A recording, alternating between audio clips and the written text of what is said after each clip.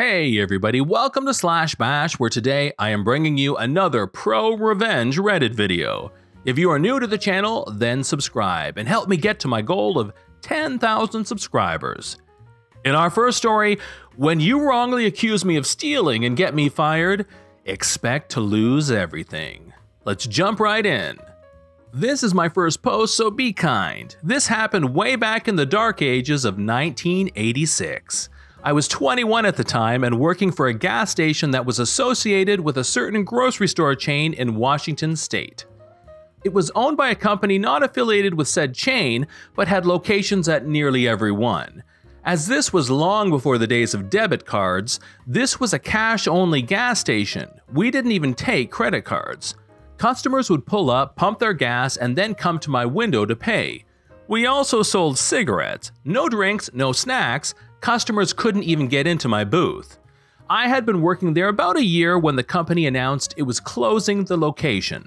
My manager and I were offered positions at another location upstate, and we both accepted.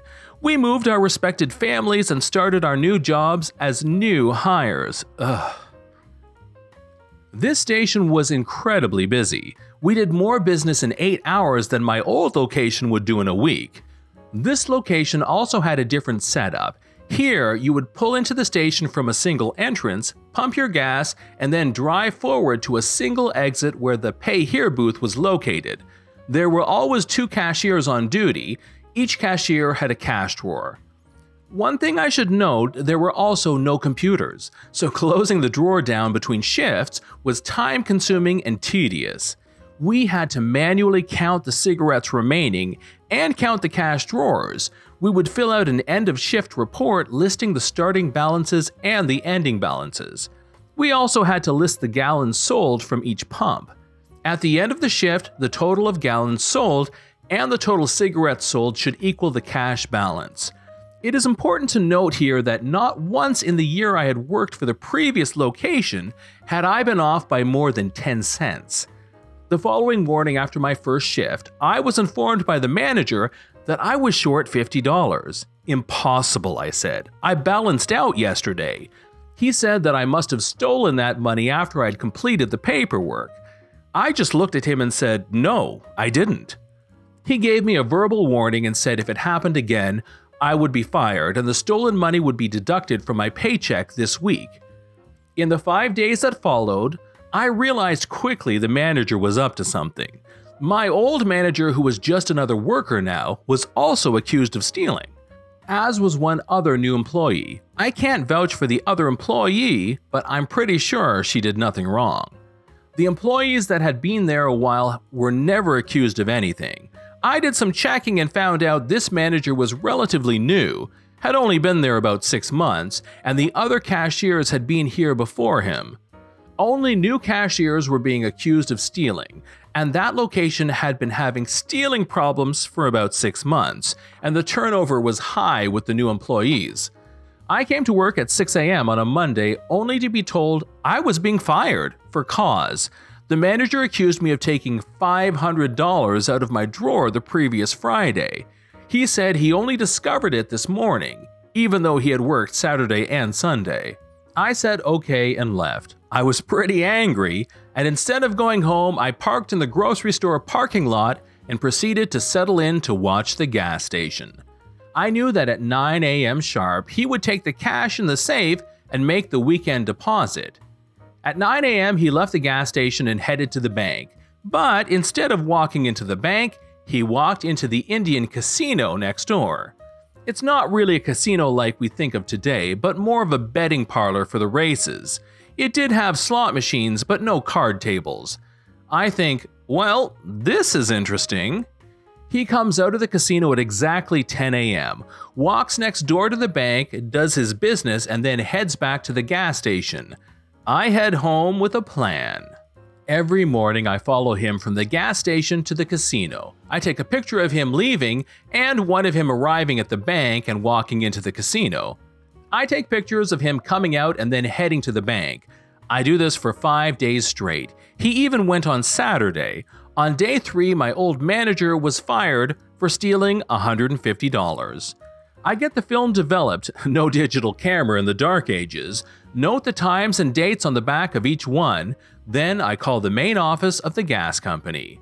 It's after 5, but I'm hoping someone is there.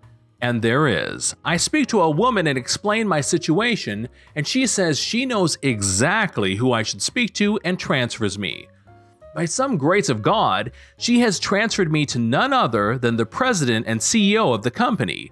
I tell him my story and tell him I did not steal from his company and could prove who actually did. He took down my information and said he would be in touch. I'm thinking to myself, yeah, right. The next morning, I went to the station to perform my usual observation of the manager. At 9 a.m., he leaves for the bank. At 10 a.m., he comes out. At that moment, 2 stern-looking gentlemen approach him. One pulls out his wallet and shows him something. The other one is talking. The manager goes pale and takes a step back. Next thing I know, he is being escorted to a car I hadn't noticed, and they drive off. I lose them at a traffic signal, so I head back to the station. They all show back up about 5 minutes later, and a few minutes after that, a police cruiser pulls in. The officer talks to the stern gentleman and proceeds to place the manager in handcuffs. The other man says nothing but is glaring daggers at the manager. The president calls me later that afternoon and informed me that the manager had been arrested for embezzlement. Turns out that in 6 months, he had managed to steal about $5,000. He would take the store cash into the casino and gamble with it. If he won, he would make the normal bank deposit. If he lost, he would make the deposit and note in his records that we had been short the previous day. The CEO had already been focusing on that location because of the stealing and high turnover rate, but my information helped them figure out what exactly had been going on. I was thanked and sent a substantial check as a reward.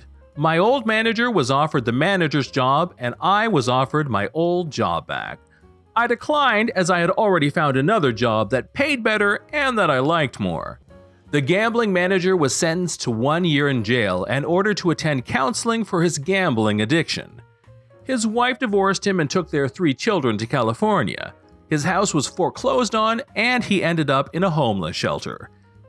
Don't accuse me of stealing. I will get revenge. In story 2, drive me out of my job? Fine, I'll go, but it is going to cost you. I worked at a retail chain that sold pet supplies and products. When I started working there, it was great. Family owned and everyone I worked with was fantastic. The owners eventually wanted to retire and sold the small chain to an investment group. Once the investment group took over, almost all but a few employees were let go, forced out, or just quit. I hung on for a little while longer before I got promoted at my other job. The new company brings in a new manager to my store. My store was the top performing store in the entire chain, bringing in about $10,000 to $12,000 per day on average. It was always more on weekends and especially around the holidays.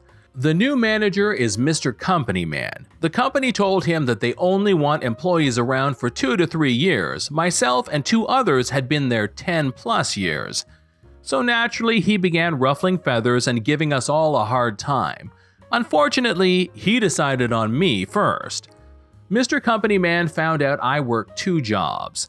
The 2 jobs are not in related fields, so there was no chance of any conflicts of interest on my end. However, my second job requires me to work nights and weekends. When Mr. Company Man found this out, he demanded I work nights and weekends there, so it was fair for everyone. I didn't work nights and weekends there because I was that store's only OSHA-certified forklift operator, and deliveries didn't come at night. They came weekday mornings every day. Mr. Company Man didn't want to hear that and told me I either had to work nights and weekends or that day would be my last day. I told him, don't threaten me with a good time. I suppose today is my last day then. I was pretty pissed about that, but it's not a big deal now. Ended up being the greatest thing that ever happened to me. I went home early, didn't finish my shift because flip them. But when I got home, I decided to call my local OSHA inspector and report them for not having a certified operator on staff, as well as numerous other hazards. My state does not have a forklift license. It's really called a power lift operator's license. The license needs to be renewed every 4 years. There are 7 classes of powerlift here. I was certified in 1 through 6. Class 7 being any lift equipped with pneumatic tires, which I would never have needed to use because ours was a Class 5. There is no federal regulation, standard, or language that requires certification to my best knowledge, but my authority having jurisdiction are allowed to make regulations and standards that are more stringent than federal ones. These standards and regulations are typically enforced by my local Department of Labor office or OSHA office. Needless to say, the inspector found a lot of violations, which ended up costing the company close to 3 weeks' worth of profit. I was surprised they even showed up. In my state, the inspector will call you back after an inspection and tell you if your claims were founded or not. Mine were. And Mr. Company Man got his butt chewed out so bad, he ended up quitting. Wow, I didn't expect this to really get any attention. Thanks all for the awards. To add a bit more, after I was fired, it really motivated me to get my behind in gear and get back in school. I'm working as a stationary engineer now. Thanks everyone. This is John from Bash. Thanks for watching. If you've enjoyed the video and want to see more of them, then hit that subscribe button. We'd love for you to drop a like, share it with your friends, and we will see you in the next one.